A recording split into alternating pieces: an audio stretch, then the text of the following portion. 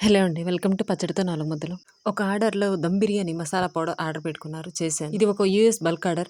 Items అన్ని చెప్పి 3 days time మాత్రమే అలానే చేశాను కానీ వీడియోస్ తీసుకోవడానికి టైం కుదరలేదు. ఈ దమ్ బిర్యానీ మసాలా పౌడర్ ప్యాకింగ్ చేయగా కొంచెం ఉంటే ఇయాల దమ్ బిర్యానీ చేశాను. అందులో మా ముడికారం వేసి ఈ దమ్ బిర్యానీ మసాలా వేసి చేస్తే పర్ఫెక్ట్ దమ్ బిర్యానీ రెడీ అయింది. అయితే దమ్ బిర్యానీ అంటే కొంచెం టైం పడుతుంది. కొంచెం ఓపికగా చేయాలి. ముందు చికెన్ తెసిరాగానే వాష్ చేసి ఉప్పు, కారం, మసాలా పౌడర్ అన్ని వేసుకొని కలిపెట్టుకొని పెట్టుకోవాలి.